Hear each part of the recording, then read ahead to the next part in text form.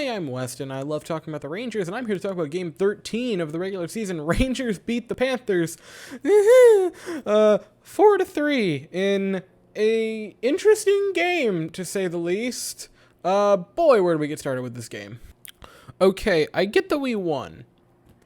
And on paper, it's this great thing, right? You rebound from getting absolutely just destroyed at the hands of Calgary 6-0. You rebound to beat one of the best teams in hockey, the Florida Panthers. Beat them 4-3.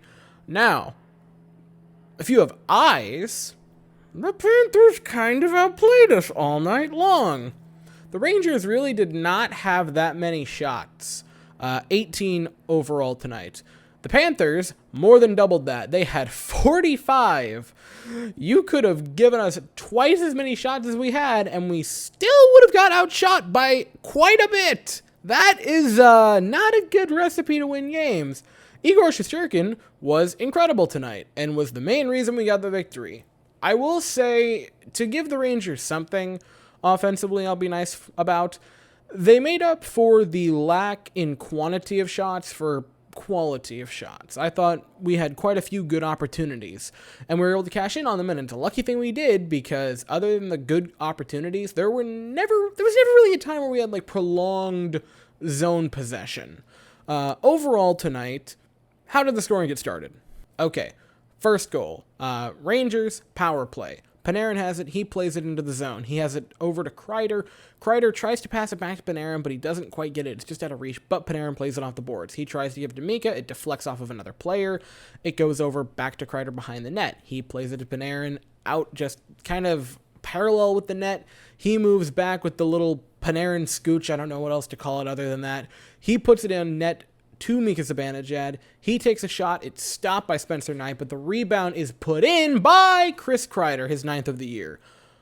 Have a start to the season, Chris Kreider, my goodness gracious, his 9th already to this point. For the past 4 or 5 months, it feels like all we've heard about Kreider when hearing his name come up in off-season and with everything is, when is his no movement clause over so we can trade him? And to start the season, Chris Kreider has been one of the best goal scorers in the National Hockey League. Not on the Rangers. On the Rangers, it's him by a mile. But in the National Hockey League, he's been fantastic. Kreider ranks, and he guesses, 3rd in the National Hockey League in goals. The only people who have more than him are Draisaitl and Alex Ovechkin. That is if those are the only 2 people ahead of you in goals scored, that's not too shabby. By the way, he's tied in 3rd with Tyler Bertuzzi. The next goal would actually come when the Rangers were short-handed.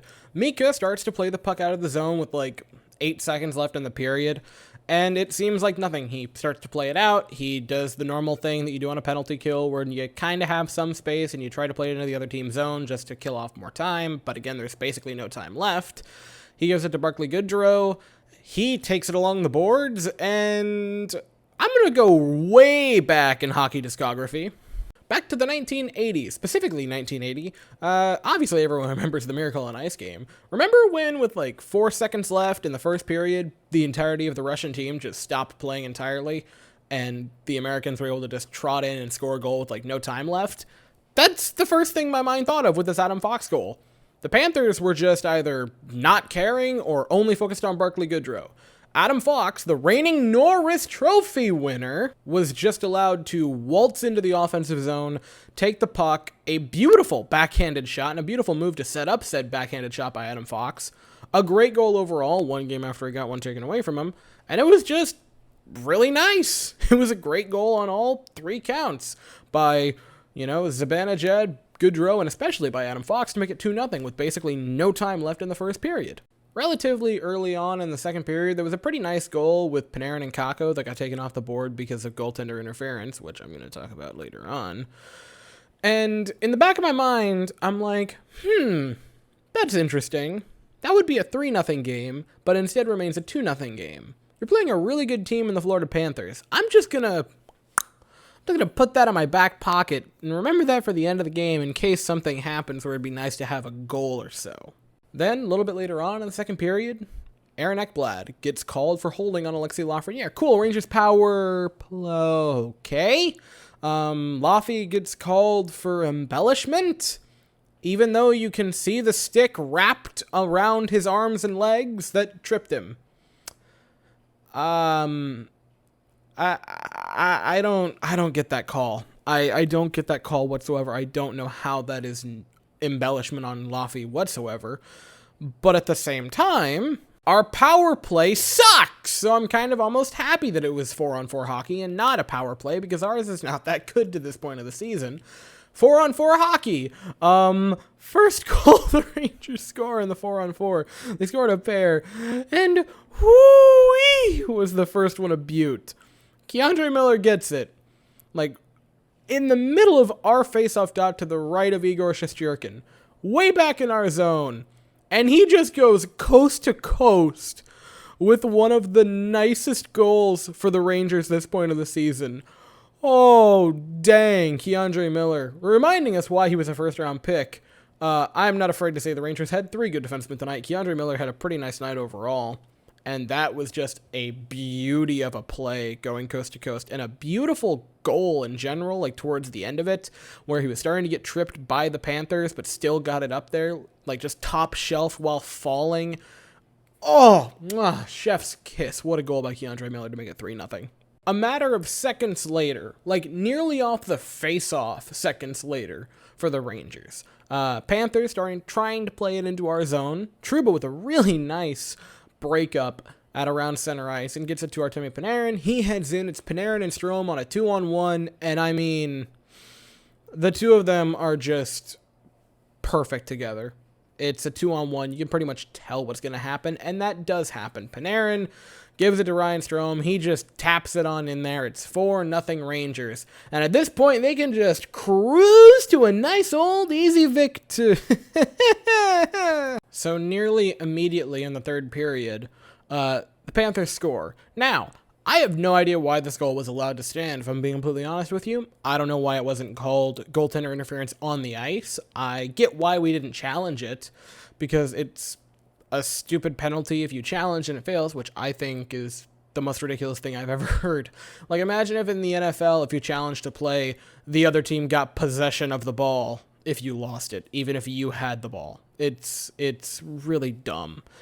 Patrick Hornquist was holding Shesterkin down. He was batting his arm with his stick, the arm that Shesterkin would want to use to make the save while standing over him. I have no idea why that was not called goaltender interference. Say Lovey, it's not. It's 4-1 Rangers, but you're still okay. You have a 3-goal lead. But once we got down to that last, like, minute 30, you kind of get concerned, because Sam Reinhart gets a goal. It's 4-2. Then, with 40 seconds left, Patrick Hornquist gets a goal. And now it's 4-3, and all of a sudden that big ol' lead you had has shrunken to 1. And you get nervous. Now, luckily, we lock it down and we don't give up we luckily don't give... I can't believe I'm saying luckily. We don't give up 3 goals in the last minute and a half. I should not be saying luckily on that. But we get the win. Now, was it the prettiest of wins? No. I'm not going to complain about a win, though. Actually, I am going to complain about a win. Yeah, the defense still isn't great. 45 shots given up at home.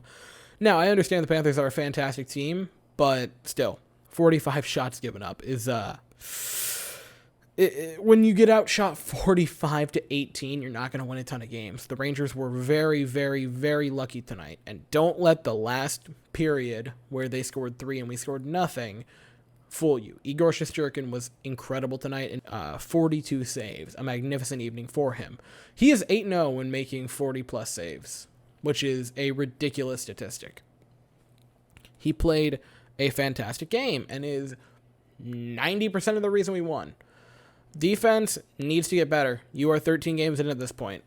I'm going to give you to about the 20-game cutoff, and then once you're a quarter of the way into the season, if the defense is not looking significantly better, we kind of need to start talking about it.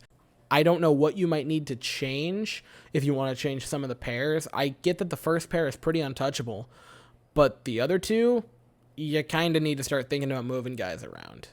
The offense was sort of nothing incredible. 4 goals is good. 18 shots in a game at home is not. You made up for quantity for quality, right? I get that. But, gee willikers, you can't get outshot that bad and expect to win games. Luckily, we were able to. Not only that, we were able to get the win, and we were able to deal the first regulation loss to the Florida Panthers this season, which is pretty darn impressive. If I'm not mistaken, they were the last undefeated team as far as regulation went. If I'm not incorrect, I am correct. They were the last ones to fall. Good for us. Good for us. Overall, I'm going to consider it a positive night. You get 2 points. You get a nice win in front of the home crowd. That's great. Igor Shesterkin played wonderful after one of the worst games of his career, which is also good. Panarin had a multi-point night. If I'm not mistaken, Fox had a multi-point night. Yeah, I know he did. Kreider got another goal. He just continues on that crazy train. And you now can move on to go play Columbus. Not until Saturday, though, at 7 p.m. There's a large gap. If not tomorrow, probably Wednesday, I'm going to make a video because there's a lot of stuff that's happened with the Astros, and I need to talk about that and stop procrastinating. So that's happening. I'm going to do my very best to do it Wednesday.